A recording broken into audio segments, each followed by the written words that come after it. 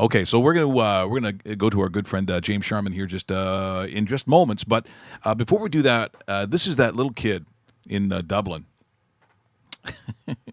who is at the World Cup qualifier between Ireland and Austria at the Aviva Stadium. That's where they're playing soccer in Dublin. They're not going to Croke Park because soccer is an English game. But this is the late tying goal. So as we go to James, once again, a World Cup qualifier. It ends up being 1-1 Austria and Ireland. But this little kid's fantastic. We're going to watch this, and on the other side, James Sharman from Rogers Sportsnet.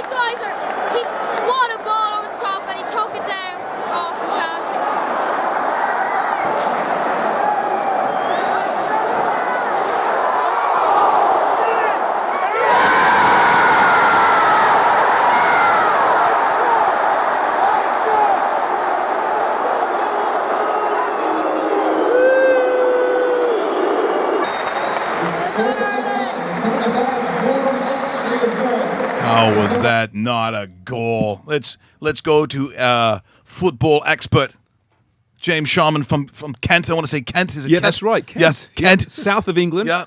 Although 27 years ago, so I'm Canadian. Just a weird sounding Canadian. So when someone says, for instance, one of the wines, it's J. Lore, is a Seven Oaks. Seven Oaks. I was born in Seven Oaks. But a different Seven Oaks, I would suggest. Hey, thanks so much for coming in. You just saw that clip, by the way. So all my Irish relatives and that we're losing. Now, Ireland was fucking terrible.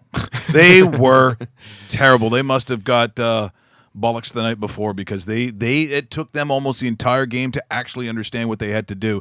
But in a case like that, I still don't know what the official was saying, why it did not count, why that goal didn't count. You know, it's a very inconsistent referee match, which most games are nowadays. And for me, I mean, you're right. That last disallowed goal, it should have been a goal. The call on that play was a foul, I think, essentially, on the line. Like, no, just defend your line. The defender was very, very weak. Yes. But Ireland were going old school, British-Irish style football, punting the ball forward. Austria, who actually have been really disappointing so far in this campaign, were sitting back. They were terrified.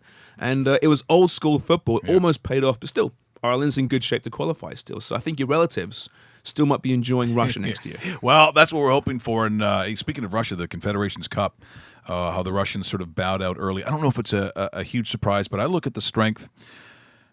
Chile, who had, I thought, a marvelous tournament, but the Germans. The Germans. Bloody Germans, eh? Yeah. I tell you, Mike, I mean, this program in German football, it's incredible. So to make it simple, so the Confederations Cup is a dress rehearsal for the World Cup next year. So they can test out their stadiums, their logistics, and they invite the Confederations champions from around the world. Germany left all their star players at home because they know that next year in Russia is the big tournament. Let's give these guys the summer off so they're fresh. Because every World Cup or European Championship, you see star players not playing at the top of their games because they're exhausted and they're broken down. So they rest their players. They brought all these kids aboard. Meanwhile, the other kids were playing in the European Under-21 Championship, and they won that as well.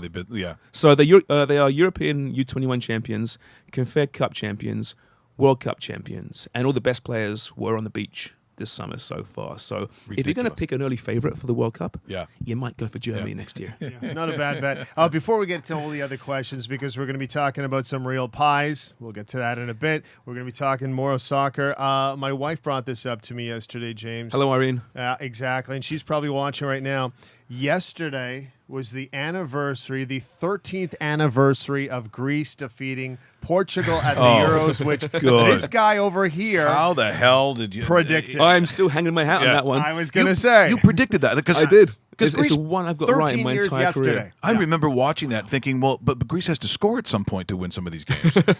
You're right, man. Which the tradition continues. Yeah, exactly. It precisely. It was not a good tournament. 2004. My word, that was defensive football at its very finest. And yeah, I just had this funny inkling about the Greeks, and they played well in the lead up, and they played this great defensive football, and I was, living on the Danforth. So I thought, hey, you know what? I still get free drinks for that. Prediction. Beautiful. Still 13 years later. Yeah. So when we're looking at some of the qualifying, one of the teams that kind of sticks out to me, and maybe it isn't to you, but just based on football history, is Switzerland's perfect so far. Yeah. Do you believe or not believe in the Swiss moving forward? Because it looks like they're going to win that pool, that group. They've been perfect so far, haven't they? I think in qualifying. Yeah, they're 6-0 now. Is that something that they could take forward? Are they a team that's going to make a quarterfinal or a semifinal or something like that? Who's in that pool? I'm trying to think. Who's in Switzerland's group right now? I'll look it up really quick. Yeah. But I mean, Portugal. You have to remind me. Albania. I think. Yeah, Portugal's the number 2 team. Yeah. I know that for sure. They're a solid team. Qualifying's so difficult, right? It's so different to cup football in a 1 month span. You see it all the time. These teams qualifying with ease and then struggling at the tournament. Austria, I mentioned. Austria were great in qualifying for Euro. They stunk the joint up at the tournament. England are renowned for qualifying for tournaments, and they struggle when they actually get there. Switzerland's a good team, a very well-organized team. No real star power per se. It's all about the draw, right? Right. And, who you get in that, man. We don't know that yet. So we got Portugal, Hungary, Faroe Islands, Andorra, Latvia. So maybe they're just beating. It's on some a weak weaker group. Teams. Yeah. Portugal, they took care of Portugal, I think, that first game. Portugal have found themselves since then. That's significant. But massive Euro hangover for Portugal, right? Sure. And now they've found themselves, and they're going to qualify probably in second place, at least for a playoff round. I don't see Switzerland going far at the World Cup, but certainly getting out of a group phase with a kind draw.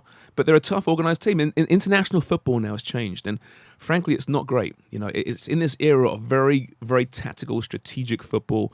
A bad team can outcoach a good team and kill off a game. We saw that at Euro last year. Another bad tournament. Portuguese fans, respect. You deserved it. You played the best bad football out of anyone. But that's where we're at right now. You have the Germanys, the Brazils, the Frances. I think they're an upper echelon, and then you got this whole mushy middle with Switzerland, with maybe you throw Portugal in there, England perhaps you put them in there. Decent teams that perhaps aren't going to win the World Cup and might advance. Well, we're in studio with James Sharman here on RaulMikeRichards.com talking all things football. Today, I guess, news of Lionel Messi getting how many hundreds of $1 bajillion a week or something, I think it's like, I think countries are looking at their gross national product and saying we couldn't afford this. But, when you break down these great names in world football, is he the best player on the planet? See, now you're going to upset all the Ronaldo fans out because there. Because that's those why are you're doing this, isn't it? Yes. I've had enough of him. Tall and suave. I know. That's why I got my hair cut like this. Just say, okay, Ronaldo too can play that game. It's just too damn good looking, isn't he? I tell you. Yeah. No, you know what? It's so subjective. It's the Messi Ronaldo era, right? Any other era, they'd both be considered the best of that era. For me, I'm a Messi guy. Always have been. He does things a little bit better, but you give Ronaldo credit. He's 33 almost. He's redefined himself the last year or so, and I thought he was declining a year ago. He's become this once again superb central striker for Real Madrid and for his country as well. And he's had maybe his best year ever. So you can never discount this guy. It's what do you like? Do you like a guy that takes on players wide one-on-one and beats them, or a Messi who makes smart little runs into the box, beats guys with the ball on a string? It's a subjective thing. They're both wonderful talents. I'm a Messi guy, but I understand the Ronaldo camp saying, no, he's the best. It's almost like the way at times that we talk about Jaromir Jagr. Where you looked at a certain point and thought, yeah, he was world class, but obviously the skills are going to diminish. And then you see him go out there, Dave, and as we watched the last couple of years, you're like, he's 45 now. He can still do it. Yeah. And he was always in the shadow of Mario.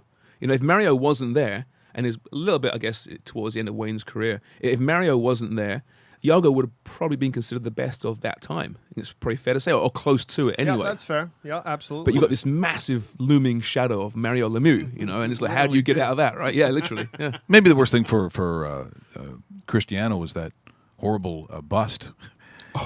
made it look like his head was made out of gum. How did he and sign a truck off on run that? over How did it. he say that's okay? I A don't- guy's so vain, and he says that's okay. My face is melting, but I like that. You know? Look, do you see the statue? You see me? This is a joke, obviously. That same sculpture did another one recently. And No. I forget who it He was. got another of. job after that? He did, and it was equally as bad. I forget boy. who it was. Wow. God, does he also work at TSN 1050?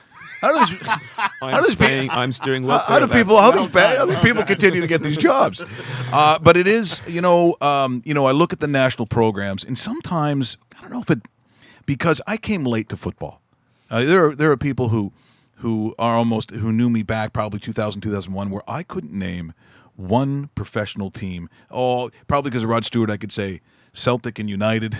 I kind of knew that. I heard of Liverpool because I kind of knew where it was, to a point where, I'm going to watch any footy. And to me, almost, if it's baseball and football, it's not close. It's not close. I'm going to sit there and watch soccer of any kind. I watch the under-21s. I just think that for the young people right now, and I'm saying worldwide, it's my philosophy anyways, and I don't have the numbers, to define and say, it definitely is this way. But soccer, I think, has caught the imagination of world youth because, number one, it's a couple hours. Short is good for younger people in the phone generation. And they also know that, for the most part, they are the best athletes of their country or in that sport, being represented in that moment. And I think that it's more appreciated as a world sport more now than it's ever been. It's funny. I'm surprised why in North America, international sport isn't what it is in Europe, for example, where international sport is so important. And you have these World Cups that are truly World Cups. And I think that's why, no matter who you are, where you're from, at least once every 4 years, you can have some interest in a big tournament and really embrace either where you're from or your roots. It's real tribalism, perhaps more than any other sport. And maybe that's why. Everyone can play soccer, right? Anyone in this world can play soccer at some, probably has at some point. Russell can't.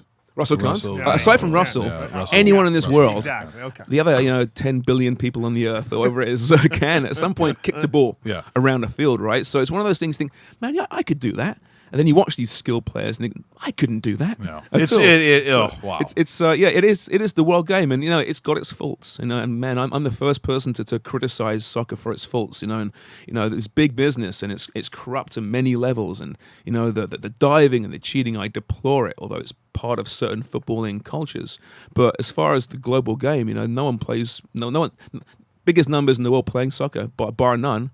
Most eyeballs on World Cups than any other sport. So it's doing something right. I think it's the simplicity of it that works. Back in 2014, we saw Brazil get embarrassed by Germany. Now we fast forward to Russia. Is Brazil back to where we're used to seeing them? Because if you look at just watching soccer in our generation, Brazil always a superpower. Are they back to where we know Brazil, the country? I think they're very close. They're doing very well in qualifying. They've got their swagger back. Yes. And even in the World Cup last time around, I thought they're going to win that thing on home soil. And we're all blown away by that 7-1 demolition. I mean, it's still to this day the strangest result I've ever seen in my life. It's incredible what happened on that day. They just imploded. There's some injuries. Their leadership wasn't there. That the pressure finally got to them. But prior to that, they've been very good. But this time around, a good young team led by Neymar, who 4 years later is an even better player, might be the best player in the world right now. I mean, you talk about Messi and Ronaldo, sure, they're the easy choice, but Neymar's not far behind, a teammate of Messi at Barcelona.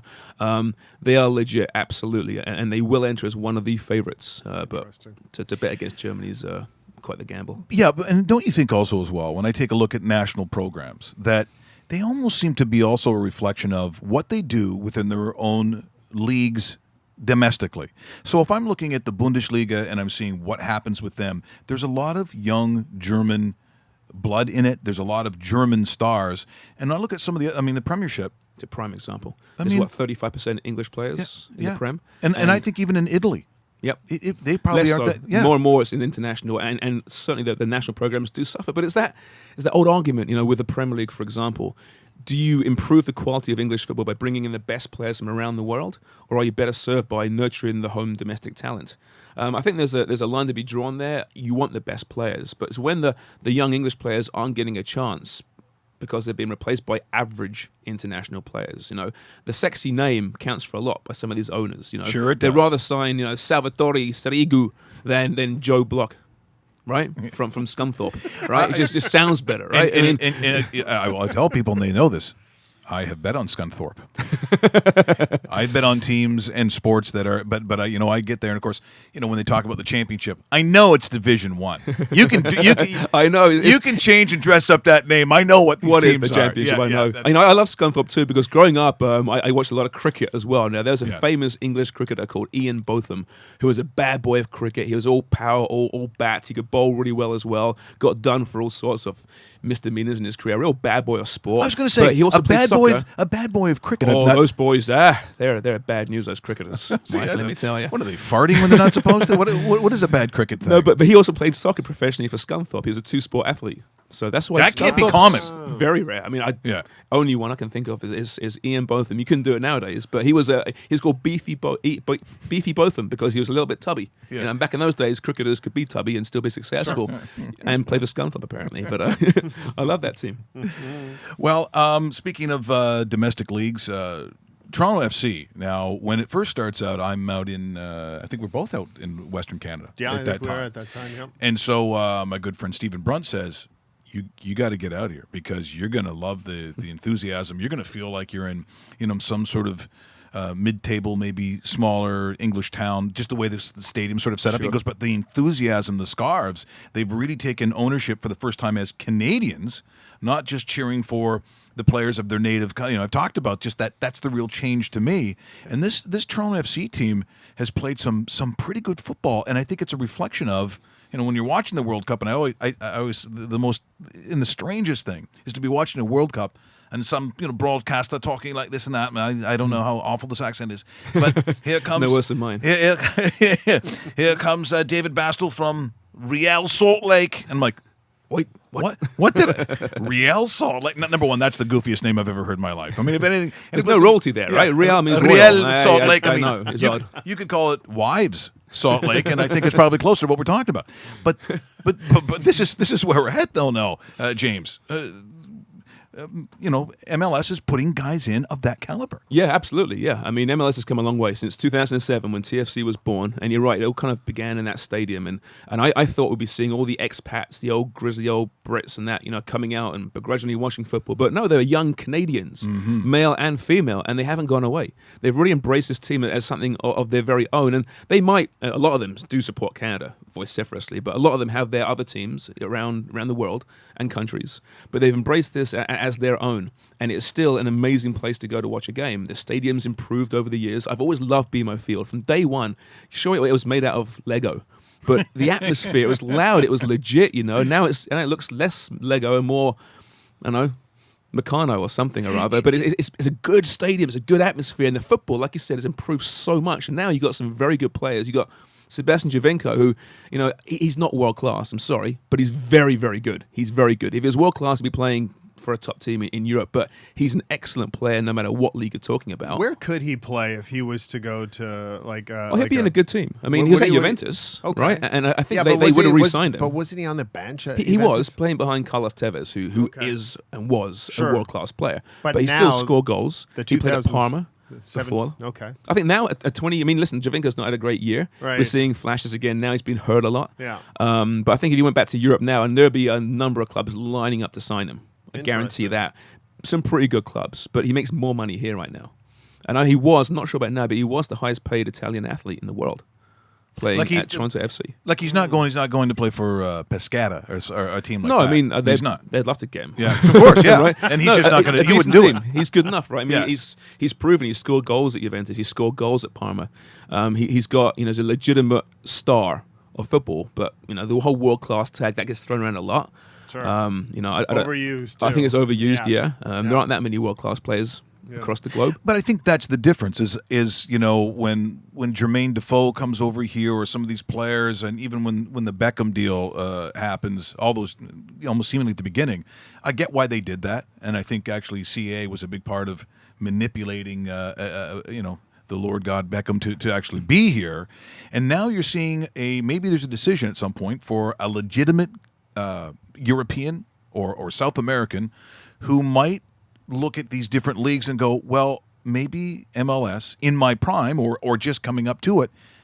Is that an option? Is that a thought that you think that exists right now? It's changed. I think Giovinco is a big reason for that. A guy that came in his prime and he stuck around here. You can offer a wonderful lifestyle here in Canada and in the States, for the right money, obviously. Sure. And I think players are drawn here and the quality's getting better. I think a lot of players are still scared off. Like, if they're international caliber, will they still get watched by their national team coach? Giovinco didn't. He got a couple of call-ups by Italy, but he's really lost his Italian career. That's hurt him. Jermaine Defoe, same thing. He was being ignored by the England setup, and that's one of the reasons why he went back to England, and it's worked out for him. He's been recalled now. So I think globally there's still a bit of arrogance against MLS by national team coaches, certainly. But it's changing, and you're seeing more and more younger players coming aboard as designated players. Guys you may not know the names of, but the scouting networks are really in full swing in MLS compared to what they were 10 years ago now. So they're unearthing these good talents from South America or Central America, paying them lots of money, and they're young players or they're in their prime, and that's the difference. The Lampards, the Steven Gerrards, they're great in order to come over here. It's nice to see these guys arrive. It's kind of sexy names. Yeah, it's sign fun to watch them, but yeah. what do they really accomplish? Yeah. Not very much. No. Oh, okay, so on that basis, and we even saw one with Bastian Schweinsteiger or whatever his name is. Schweinsteiger! You have to shout it. And it sounds yeah, absolutely. It's like, hands up. He's come over for the Chicago Fire and so forth. Do you have an idea of who might be that next guy that decides to cross the ocean and join us in North America? Well, we thought it might be John Terry. Yes. Right? John Terry, who was... Ooh, why are you laughing, Mike? Oh, let's hope that happens. Well, he just signed with Aston Villa, right, in England. So, and lock up your girlfriends. That's all I'm going to say. So John Terry, he leaves Chelsea. He was a one-club man, been there his entire career, won everything. Wonderful captain, wonderful leader, 35 years of age. Yeah. Last year, he fell out the 11. So would he come to the States for big money? Would he go to China for extortionate money? He's gone to Aston Villa in the League Championship, Division 1.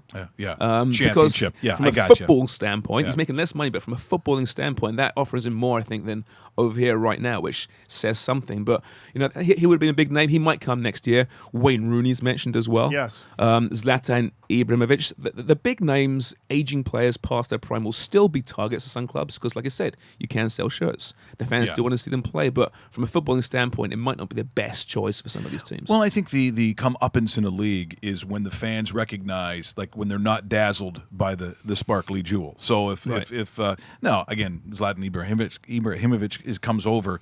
I mean, because we've seen so much that he has done, not only for his national team but all the professional teams.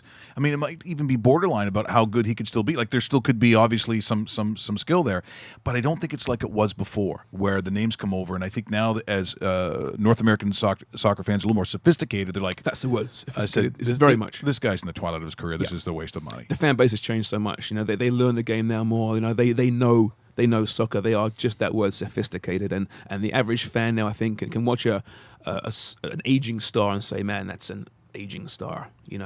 Frank Lampard isn't what he was 5 years ago. Steven Gerrard is a shadow of his former self. A lot of players can see that still. These guys would be what, their mid to late 30s? Yeah. Exactly, right? And lots of miles on the clock there as well. So fans, and MLS sees it as well. They don't want to be seen as his retirement league, and they're doing all they can to change that. Jermaine Defoe is an interesting one because we thought he was past his best. He came here, he scored goals, didn't work out in the end. He went back there, went to Sunderland. They went down last year, but scored a lot of goals, got recalled to England. So some guys. Queen's Park, the Rangers. Who did he? QPR. Yes, that's who he came from originally, did he not? No, he came from Spurs originally. It was a bunch of places he'd been at. But, he'd always score goals. I thought it was a great signing when they got him. Like, really, Jermaine Defoe? He's an older guy, but belies his years. You get those guys occasionally, right?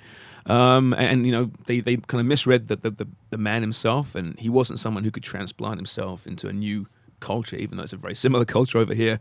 Didn't work out. He's still a good guy. You see what he's done the last year or so with this young boy who's dying of cancer. He's just taken complete ownership of this kid in many ways, and it's become his best friend. So he's a good guy. He gets ripped here in Toronto. Didn't work out, but I think MLSE and TFC learned a lot by that experience. Really look into the character of the player before you actually sign him, because in the end it was a bit embarrassing. You know what reminded me, Dave, and that is when in the great, even though I love that year, the John Candy, Bruce McNall, Wayne Gretzky, and the Argos, the Argos, and I was down at every single game, and I loved. I mean, I loved those guys. I loved that year. There's nothing about it I didn't like. Got a chance at the time. I guess I'm working at the Fan, myself and Derringer, and the Rocket comes in. And so I actually had a chance to actually talk to him personally, like in the hallway and stuff like that. His mom was there. And, Right. There was a shy kid, comes out of Notre Dame. And then there's this expectation of an entire league, really an entire country, with some of the biggest names that we've seen own a team. And it was just too overwhelming. And so some people look at it and go, what a failure.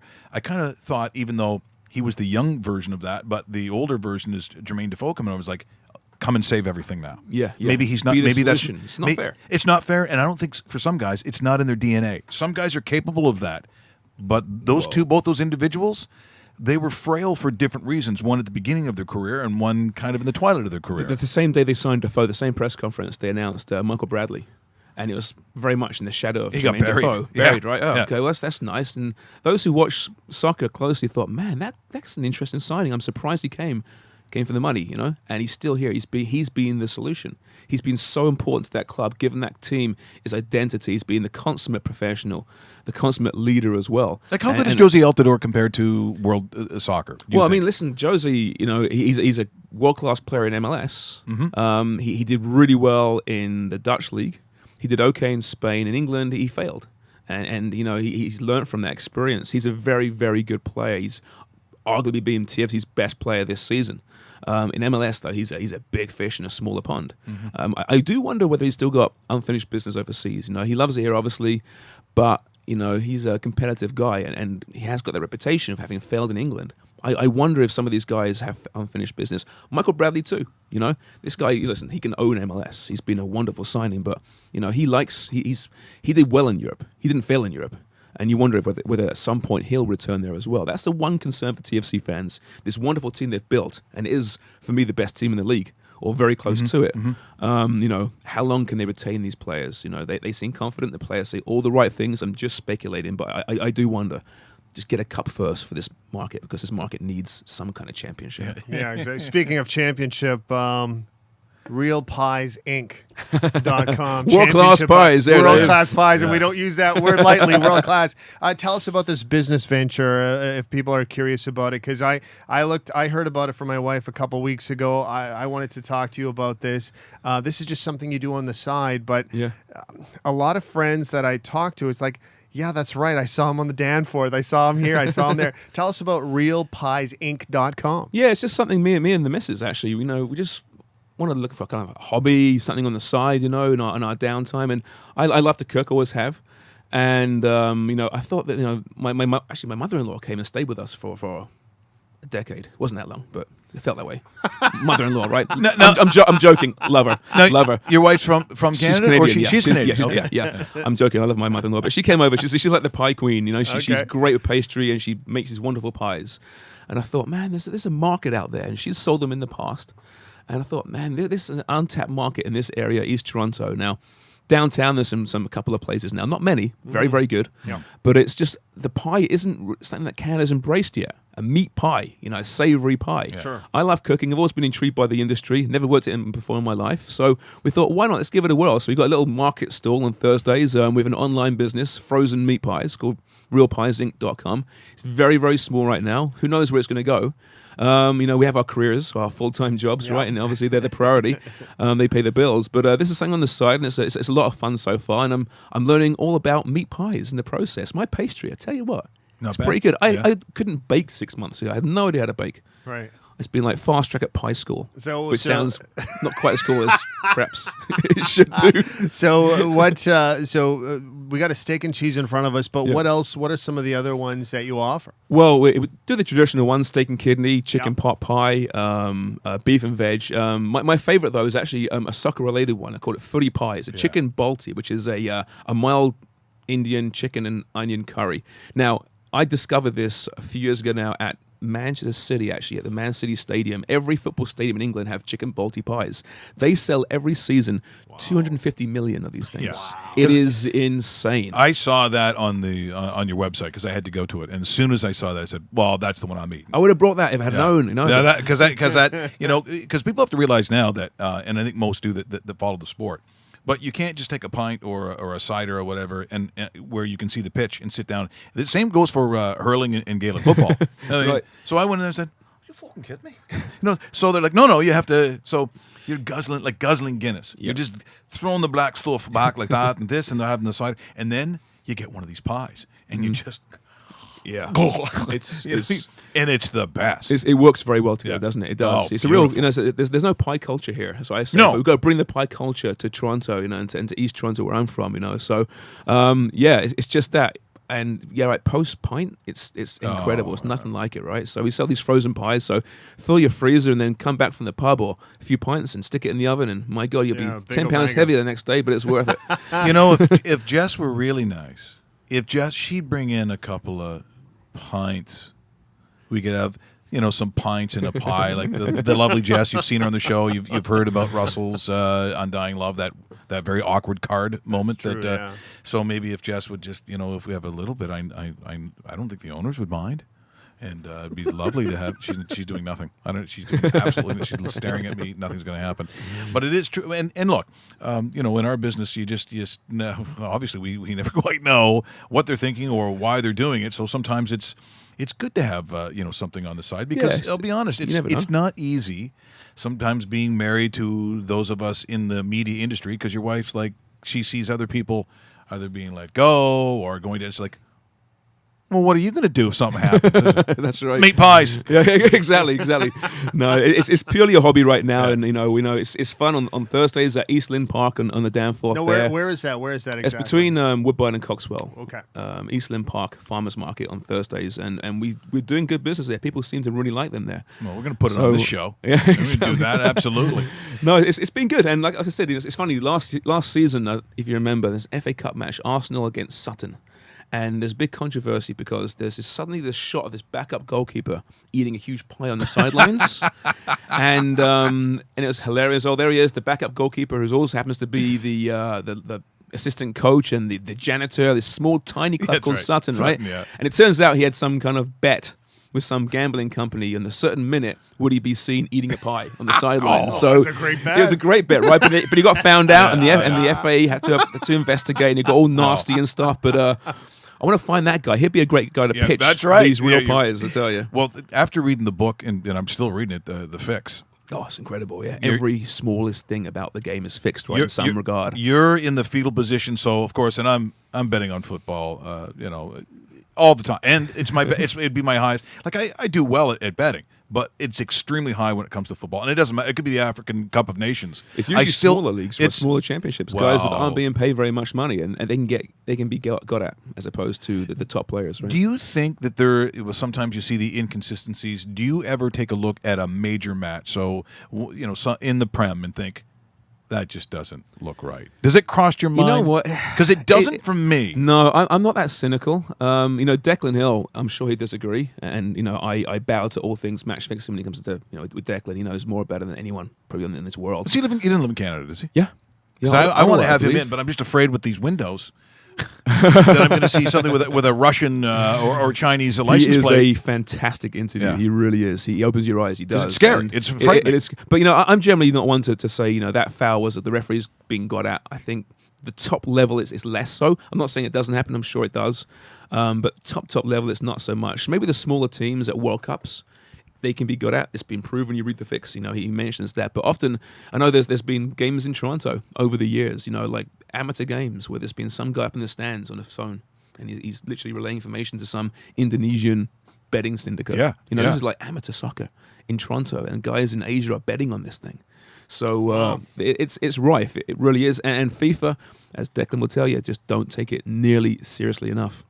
Well, with the change at the head of FIFA, which was almost laughable too. I mean, you looked at some of the things that they did, and I'm going back to again more of my Irish misery, but that whole thing with Ireland and France, back in The handball? Oh The my Thierry Henry God, handball? Thierry Henry! Fuck me! In a way, I almost burned the place down. But just the way everything was sort of manipulated to make sure that France got there, and of course, once France got there, that was almost they were just humiliated. But there's so many levels of corruption Yes, right under yeah. Sepp Blatter. I saw this week though, Vladimir Putin has invited Sepp Blatter to the World Cup next year. I saw a picture What of that. are you thinking?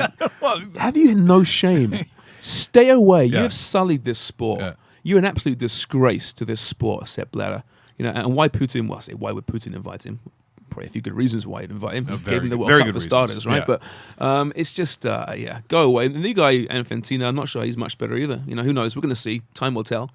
But there's a lot of journalists out there who are extremely cynical of even the current FIFA compared to the previous FIFA. Maybe it's somewhat cleaner, but there's still major issues. Now, you had mentioned Arsenal, so Arsene Wenger, who, it doesn't matter what publication or on. I mean, there are someone either leaving, going, like staying. What a interesting, central character to such a, I wouldn't say a controversial team, but when you say Arsenal to a footy fan, especially in the Prem, there's some real emotion. Polarizing, right? Yes. It's real emotion. Yeah, it's not like, right. oh, yeah, they're okay. No one No. would ever say that. No, Arsenal fans, they are, and I've got many an Arsenal fan who are friends of mine. My dad's an Arsenal fan, right? But they're pretty thin-skinned, No team in the world has a fan base that have hammered me more over the years than Arsenal fans.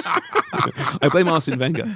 But this guy, he's been around there since 1996. He's won everything apart from European glory. But in the last decade, the team's taken a step backwards. And at the same time, the Man Cities and the Chelseas of the world have been bought by these very rich people who have basically bought championships, and Arsenal have fallen further behind. And the central character is Arsene Wenger, who's a man of principle, and he has spent more money than people think, but he's not going to spend the money that a City or Chelsea have. Even though Arsenal have this wonderful stadium, there's the highest ticket price in the world, and the fans are getting sick of it. And he won't quit. He signed a new deal recently, so he's staying for another season. And they say it's time for a change, and I think it probably is.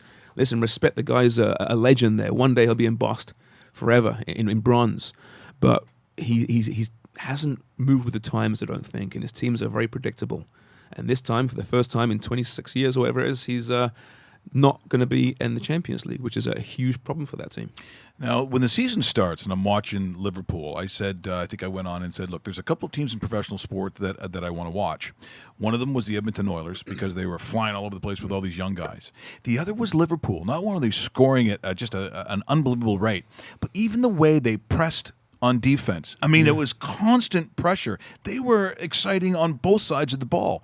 But it kind of falls off, it tails off for them. What happened to Liverpool this past season? Yeah, it's funny. 80s you mentioned there, right? The 80s, Gretzky at Edmonton and Ian Rush at Liverpool. They were the team to watch, the most successful team. That's why I'm a fan of this team. I was a kid in the 80s growing up. My family had no real strong allegiances to teams. Yeah, because where you are geographically, I'm from London. You should have picked the London team. Yeah, exactly. But even my old man's an Arsenal fan now. Like back then, I didn't know that. He's not a huge soccer fan. So who does a kid support? They support the best team, right? So I chose Liverpool, and there were some great years there. And then it all went wrong, right?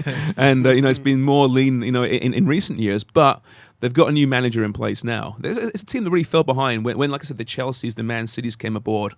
United's always spent lots of money. They really fell behind. They didn't move with the times, and they suffered because of it. But now they got Jurgen Klopp, the manager, this German guy. He's been there for a couple of years. He's really kind of rebuilt this team in his own image, a very fast-paced, high-pressing team. It's called the Gegenpress. It's fun to watch. They're going to score lots of goals. They're going to probably concede lots of goals. It was a big issue last year, their main issue. But they're back in the Champions League again now. They are a fun team to watch. Again, a dynamic team. And in this era of quite defensive football, they are one of the contrarians. And it's great football to watch, albeit frustrating because, man, they score 3 great goals and they concede too late and you start, getting nervous. But, yeah, they're a team. If you're going to support a team, pick Liverpool, people. Well, and here's something else, too. It's funny watching one of my favorite movies called In Bruges. And so they're trying to discuss that the actual city in Belgium, because Colin Farrell doesn't like it. He doesn't like it. He thinks he's trying to figure out it's not great. And he goes, well, where would it fit? He goes, well, it's fucking in between. It's like Tottenham. Because at the time, Right. if you're a Spurs fan, that's just you were mid-table. Yeah, And you're safe. You're not going down. you're not going down. You but, might have a cup run, but you're not winning. But that was it. Little change. I mean, I still don't think that I'm putting them in the same category as a Chelsea or Man City, but their football's changed. I think over the last 5 to 7 years drastically. Yeah, they're not. You're right. They're not quite there with City or Chelsea because they haven't won yet. But last year they were fantastic for the second year in a row. They finished third the year before, second last year. Young team built with an English spine, which is quite rare nowadays in the Premier League, as discussed. They've got another young manager in Mauricio Pochettino, who came aboard from Southampton 3 or 4 years ago now. Again, a high-pressing team, rebuilt that side. You got Dele Alli, who's this wonderful young English talent in the midfield. You got Harry Kane up front, scoring 25 goals every year. They're another fun team to watch. Can they retain their players? That's the big test now for Spurs. You know, they won't surprise anyone anymore, and the big clubs are coming in for their big players. Can they keep these players happy at Tottenham, at White Hart Lane? They've got a new stadium coming, not this year, really? Okay. next year. This year they're playing at Wembley all year long. They played 10 games there last year, and they didn't play very well there. Wembley's not a good home stadium. It's so cavernous, it's so big. Well, they suffer because of it this year, but then they got a brand new stadium, and that'll make a big difference financially for them. But yeah, they're a team to watch. They are legit. They're a contender for a championship this year, I think, if they can get that home field advantage at Wembley. What did you make of the Hammers playing in their new big stadium? Did you think that worked? Didn't. No, it didn't. Yeah. You know, and it's a great deal for them. You know, Upton Park was a wonderful old school stadium. It was nasty, it was dirty, but man, it had an incredible atmosphere. They moved to the Olympic Stadium. They kind of rebuild it here and there, but it wasn't designed for football. So it's not very steep tiers. The fans are far away from the field, and Upton Park was renowned for being right on top of them. It used to be the Craig Forrest who played at Upton Park for years. Man, he goes, the fans are right on you. And it was a tough place to play. What wasn't the Hammers in what places like was it Millwall? Oh, Millwall. I mean, Yeah. those I've got a good were- Millwall story for you, actually. It's soon after. It's a good Is one. it dirty? It's not dirty. Nasty. It's nasty. Oh, I like nasty. It's crazy. Yeah. But yeah, and it didn't work out. You know, they had a very average season in the end, and you know, they didn't really have that. You've got to build history at stadiums and have big results against big teams. That didn't really happen for them, so they can still build it. They're a decent team, but the stadium itself was more designed for track and field, Yeah, well, you were there, not Dave. football. You were there. Yeah, At the Olympics, where I saw right? Usain Bolt Right. win his multiple gold medals. Yeah, It it's was a great fantastic. track and field Yeah, stadium, it really right? is, and you're right. The way it was structured for track and field in general was great, but I never saw a soccer game, and I don't get the premise of how far away everything seems to look anyway. And I think some of the season ticket holders for years, Upton Park, you know, are very, very ardent, shall we say? It's a good way to put Look it. how polite you're trying to. It's called Raw Mike Richards, and he's trying to be as polite as possible. This is killing me. I keep forgetting that we're not actually on the Because main- he's gonna be filthy as soon as it's over. No, Yeah, fucking exactly. me, Martin. No, me, fucking you know. But they put some of these fans in with, you know, the more green fans, the more family areas, right? And it just didn't go down well because, you know, you bring your family to a game and you don't want to sit beside some guy who's spent 25 years cursing and blinding Oh, yeah. from Upton Park, right? And I understand both sides of it. So there's some mistakes there. But sorry, the Millwall story, right? Very quickly. Yeah. So, you know, a few weeks ago, obviously that terrible terrorist attack in London. 3 of them, the jihadis, burst into this pub, and everyone runs away, obviously, apart from one guy. One guy had a few pints to him, stands up and goes, "F you, I'm Millwall." This is a diehard, lifelong Millwall fan, has some history, and goes at them with his fists. These 3 jihadis with machetes and knives. Wow. And they don't kill him. In the end, they run off. He's got lacerations and stab marks. It's unbelievable. And he gets screaming, "F you, I'm Millwall." Well, they're saying Allah Akbar, whatever it is. He's saying this, you know, and apparently the scene was just extraordinary. Wow. And this guy, there's pictures of him in his hospital bed, his hands all, you know, bandaged up, holding a newspaper with the headlines, you know, "F you, I'm Millwall." His friends gave him a book saying, "Learn how to run," these kind of things, right? This guy was an absolute maniac. Wow. And I think Millwall are quite proud of him. Yeah. Now and again, hooliganism's not a bad thing. But that's really though. Those situations, In that yes, situation, absolutely. the one situation. Exactly. Like what was that movie they made with the American kid? Green Street Hooligans? Yeah, and any footy person I talk to just boils. They hate the movie. Why do they hate it so much? Is it too Hollywood? Or is it just, Maybe too Hollywood, yeah. Yeah. It's West Ham, wasn't it? It was. Green Street's outside Upton Park, actually. Yeah. I didn't mind it actually myself. It was all right. But I guess it's that kind of American spin on hooliganism, right? And a bit too, not quite as raw as perhaps Well, I always say, people get upset and they talk about racism. They talk about anything that you can think of that is upsetting currently and very volatile in our society. I said, well, when you look at the football culture in some of those European countries, then talk to me about what racism is. It's vile. I mean, FIFA. It's brutal. FIFA. I think it was the year that they had it in Poland, and was it Ukraine? I'm trying to think of. And they said, make sure the fans just please control yourselves. Well, I can remember the first game that I saw. So here come the Netherlands. Now, of course, the Netherlands, which can be at that time the king of flakes. I mean, great footballers, and there was a couple of the black players who had the blonde braids and so on. Well, they go onto the field, and they're the fans doing the gorilla signs and stuff. Yeah. It still happens now. And I'm going, oh my God. And people are like, are you serious? Like, trust me, that's nothing. If you see the punishments FIFA hand out to these federations, it's pitiful. So I was going to say not severe. It's that their fans are found guilty of racial chanting. Here's a €30,000 fine. Yet a guy wears a shirt that isn't an official sponsor, he gets £100,000 fine. Like, give me a break. Yeah. FIFA just don't take it nearly seriously enough. It's quite simple. If your fans are racially abusing opposing players, kick them out the tournament. Yeah. That's how you punish the federations and the fans. Kick them out. That's simple, but they haven't got the guts, the balls to do that. Do you think even still with the regime change that it's still the same way? It's still the same. You watch every year. Watch the Europa League. Watch Champions League. It happens every year. And it's usually the same teams as well. Yeah. Often the same teams. Sadly, a lot of Eastern European teams are guilty of it. It is. And it's it not is true. Teams that their fan base, a certain element of the fan base. Yeah. Let's not paint them all with the same brush, obviously. Right. It's like any federation, English fans. But you know where it's going to be. You know where it's going to be, and that's bad. So if it's on the resume and we recognize some of those countries as doing that, then you realize that nothing has changed. Yeah, if we can still say it really hasn't. It really hasn't changed. Next year in Russia will be interesting. Well, in Russia, big concerns for a lot of different reasons. reasons. You throw in 1,000 English fans into, I mean, even now the Russian firms, as they call them, the hooligan firms, are talking about targeting England. And you hope the Russian authorities have it under control, but you do wonder. And Dave, who covers and has covered a lot of international events, the thing now that we have to throw into it is that whole issue of terrorism. Yeah. Because, when you think about it, Dave, and you've been in some of those massive facilities for Olympic events, how are you supposed to cover everything and everybody? That's what I always fear. Exactly. And they try their best, too. And I know you've been to a lot of these, too, where you're actually there's multiple gates, and at every single gate there's at least 10 to 15 military presence, and you see the guns, you see everything, but somehow it only takes one to get in. Get in. And even the stadiums you can govern to a certain point, but it's the fan zones outside, Correct. the crowds in the town Absolutely. squares. You can't govern that. How easy would it be? Right? It's a terrifying thought.